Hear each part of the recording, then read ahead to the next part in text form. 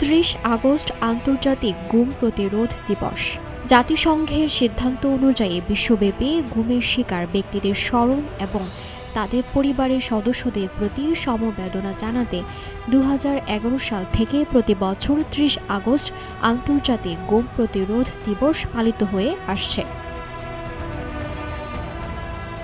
গত দেড় দশকেরও বেশি সময় ধরে রাষ্ট্রীয় পৃষ্ঠপোষকতায় গুমের অভিযোগ নিয়ে আন্তর্জাতিকভাবে বাংলাদেশ ব্যাপক সমালোচনায় পড়ে।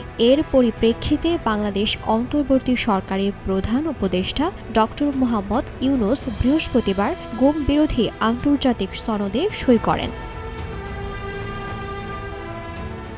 বাংলাদেশ জাতিসংঘ মানবাধিকার বিষয়ক ৯টি সনদের ৮টিতে সই করেছে। জাতিসংঘের দীর্ঘদিনের অনুরোধের পরও বিগত সরকার গুম বিরোধী সনদে সই করেনি। অন্তর্বর্তী সরকার মানবাধিকার সমুন্নত রাখার পাশাপাশি গুমের সংস্কৃতি বন্ধ করতে চায়। এর লক্ষ্যে সরকার গুম বিরোধী সনদে যুক্ত হতে যাচ্ছে।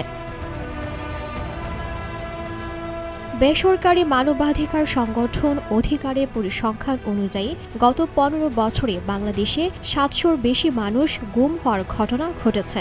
এর মধ্যে ১৫০ জনের বেশি মানুষের খোঁজ এখনও পাওয়া যায়নি। বিশ্বের বিভিন্ন দেশে রাষ্ট্রীয় পৃষ্ঠপোষকতায় গুম বন্ধের পাশাপাশি এই অপরাধের জন্য দায়মুক্তি বন্ধ করা, ন্যায়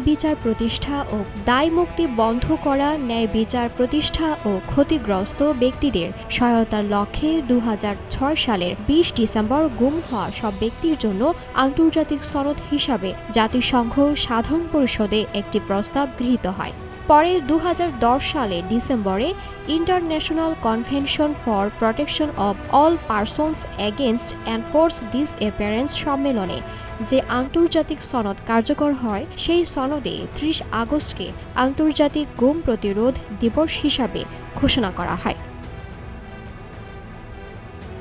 দিলরুবা তন্নি, নিউজ ডেস্ক, ভোরের পাতা।